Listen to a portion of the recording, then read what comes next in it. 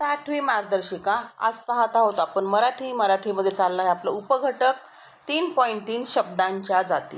आता पहा, शब्दाच्या जाती आपण खूप आधीपासून शिकत आलेलो आहोत. आपलं काही नवीन प्रकार नाही आहे. नाम, सर्वनाम, विशेषण, क्रियापद, क्रियाविशेषण अव्यय, शब्दयोगी अव्यय, उभयनामी अव्यय, केवलप्रयोगी अव्यय हे सगळे असतात शब्दांच्या जाती. तर आपण त्याची व्याख्या पाहूयात. काय म्हणतात? शब्दांच्या जाती म्हणजे शब्दांचे प्रकार. शब्द वाक्यामध्ये जे कार्य करतात त्या कार्यावरून त्यांना वेगवेगळी नावे देण्यात आली आहेत. त्यांनाच शब्दाच्या जाती असे म्हणतात. शब्दाच्या जातीचे 2 गट पडतात. पहिला आहे विकारी, त्याला सव्यय अव्यय म्हणतात, शब्द म्हणतात. दुसरा आहे अविकारी, त्याला म्हणायचं अव्यय. आता विकारी आणि अविकारी म्हणजे काय, तर ज्या शब्दांचा लिंग, वचन, विभक्तीमुळे रूपात बदल होतो त्याला विकारी शब्द म्हणायचं, म्हणजे सव्यय. आणि ज्यांच्यामध्ये लिंग, वचन, विभक्ती यांच्या शब्दांच्या रूपात बदल होत नाही त्यांना म्हणायचं अविकारी शब्द. आता उदाहरण पाहूयात आपण खाली. शब्द विकारी, अविकारी. विकारीचे 4 प्रकार: नाम, सर्वनाम, विशेषण आणि क्रियापद. आणि अविकारीचे क्रियाविशेषण अव्यय, शब्दयोगी अव्यय, उभयनामी अव्यय आणि केवलप्रयोगी अव्यय. आता बदल कसा होतो ते सांगते पहा. जर आपण म्हटलं मुलगा काम करतो, मुलगी काम करती म्हणावं लागतं का नाही, चेंज होतो का नाही, तर ह्याच्यामध्ये सर्वांमध्ये लिंग, वचन आणि विभक्तीनुसार बदल होतो, त्यांना म्हणायचं विकारी. 4 आहेत हे, 4 आहेत अविकारी. आता पाहतो आपण उपघटक 3.3 मधला पहिला घटक चाललाय आपला नाम. नाम माहिती आहे आपण, वस्तूच्या ठिकाणाच्या ठेवलेल्या नावाला आपण काय म्हणतो, नाम असे म्हणतो. प्रत्यक्ष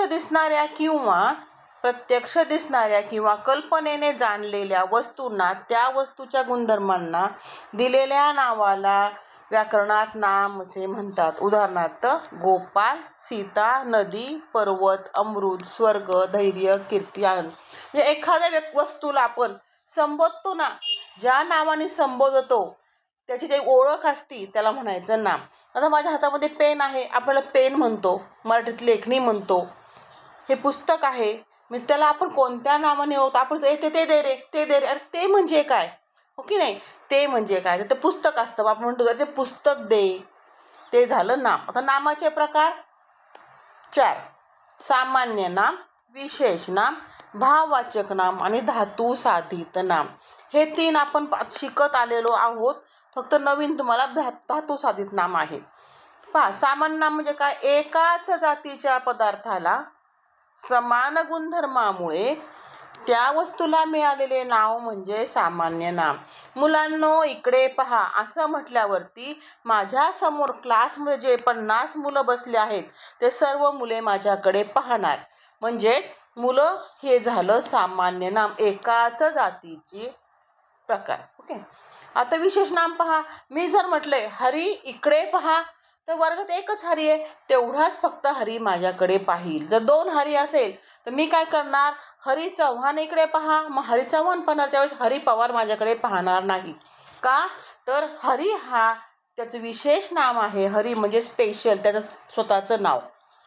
व्याख्या पहा, या नामाने जातीतील एका विशिष्ट व्यक्तीचा, प्राण्याचा, वस्तूचा बोध होतो, त्यास विशेष नाम असे म्हणतात. आता इथे उदाहरण होतं आपलं सामान्य नाम मध्ये, उदाहरण होतं नदी. नदी कोणती, गंगा. आता आपण म्हणतो आमच्या भारतात खूप नदी आहेत, ते खूप नद्या झाल्या, पण गंगा म्हटल्या पण गंगाच नदीला आपल्या डोळ्यासमोर येणार.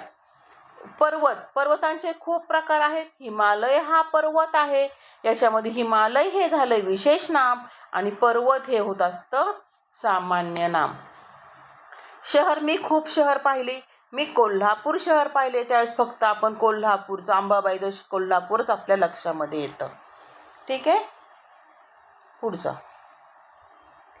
भाववाचक नाम. आता भाववाचक नाम पहा, आपल्या भावनांनी ते तयार झालेलं असतं. भावना काय असतं आपल्या, आनंद, दुःख, हर्ष, त्याच्यापासून झालेलं भाववाचक नाम. ज्या नामाने प्राणी किंवा वस्तू यांच्यामध्ये असलेल्या गुण, धर्म किंवा भाव यांचा बोध होतो त्याला भाववाचक नाम असे म्हणायचं. किंवा त्याला अजून एक शब्द आहे धर्मवाचक नाम.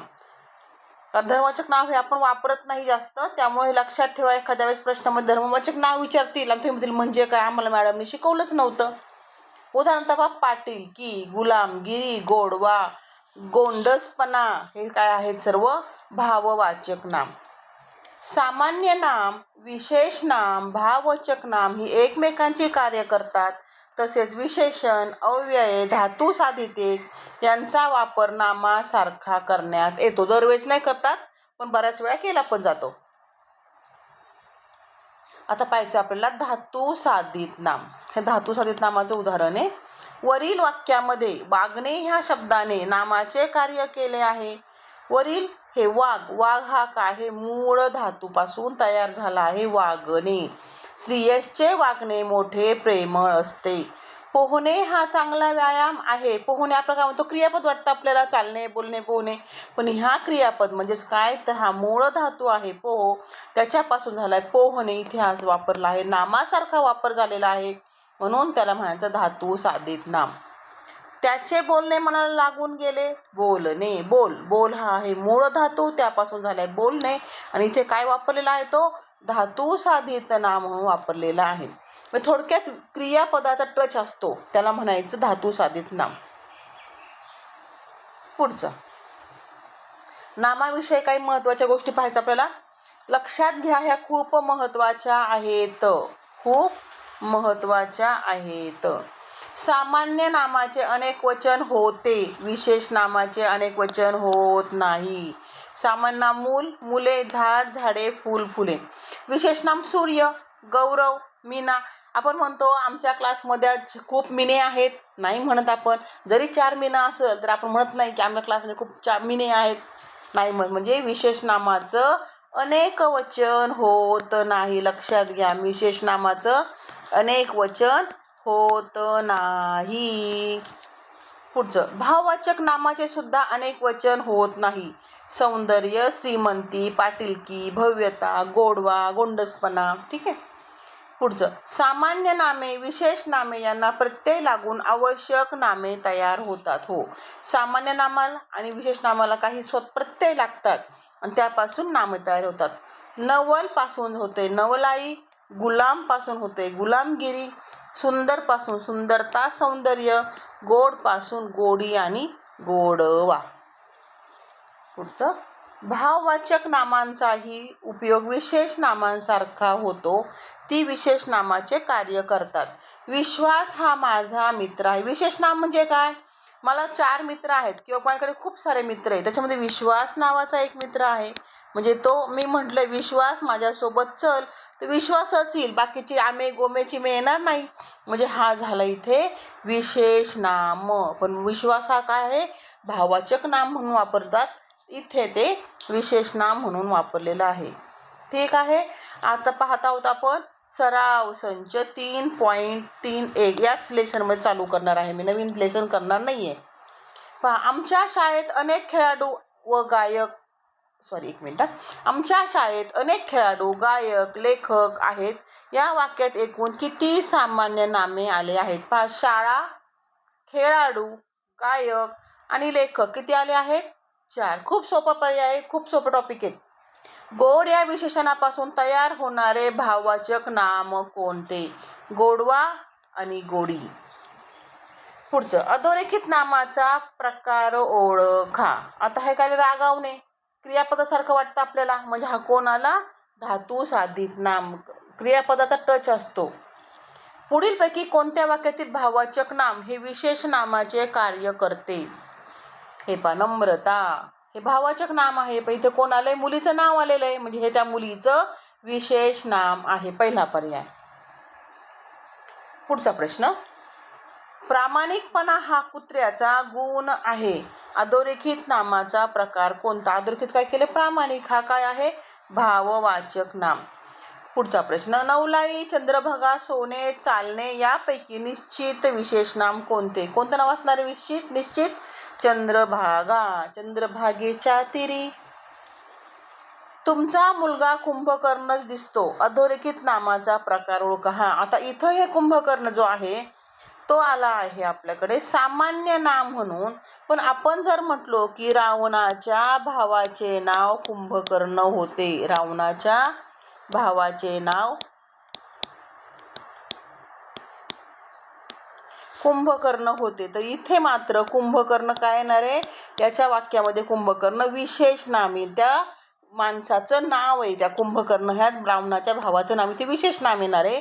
पण इथं कसं म्हणले, तुमचा मुलगा कुंभकर्णच दिसतो, मग इथं कुंभकर्ण हा सामान्य नाम म्हणून वापरलेला आहे, लक्षात घ्या. चालणे हा उत्तम व्यायाम आहे. अधोरेखित नामाचा प्रकार. चालणे क्रियापद सारखं वाटतं आपल्याला, म्हणजे तो कोण आलंय, धातू साधित नाम. शहाण्याला शब्दाचा मार. अधोरेखित शब्दाची जात ओळखा, शहाणा नाम आले. पाहिजे जरी म्हटलं की किरणला शब्दाचा मार, रामाला शब्दाचा मार, म्हणजे इथं कोणासारखा वापर झालेला आहे, इथं राम हे शहाणा हे का झाले, नाम आहे. पुढचं, मिठामुळे जेवणाची रुची वाढते. किती नामे आली आहेत. मीठ, जेवण आणि रुची हे पण एक नाम आहे. तर किती नाम आली आहेत, 3. खालीलपैकी सामान्य नाम असलेला शब्द कोणता. सामान्य नाम राशी, म्हणजे ही राशी म्हणजे एखाद्या मुलीचं नाव म्हणून राशी नाही होणार. तर हे आपल्याकडे राशी आहेत ना, कोणत्या कोणत्या राशी असतात, राशींचे नावं असतात पहा, राशी असतात पहा, कन्या राशी, तुळा राशी, त्या राशी इथे. पण मी जर म्हटले राशी खूप हुशार मुलगी आहे, त्यावेळेस मात्र इथं आपल्याला काय म्हणावं लागेल, विशेष नाम, कारण त्या मुलीचं राशी हे नाव आहे, त्यावेळेस विशेष नाम येणार आहे. खालीलपैकी धातुसाधित नसलेला शब्द कोणता. धातुसाधित नसलेला म्हटले, लक्ष घ्यायचं, नसलेला आहे. पोहू पोहणे, रडू रडणे, हसू हसणे. सत्य, सत्य हा काय आहे, धातू साधित नाही. ठीक आहे. आज पाहिला आहे आपण 3.3 मधला पहिला टॉपिक नाम. पुढच्या लेक्चरमध्ये आपण दुसरा टॉपिक पाहूया. तोपर्यंत अभ्यास करा, सबस्क्राईब करा आणि कमेंट टाकायला विसरू नका. कमेंट टाका, छान वाटतं कमेंट दिसल्या की मग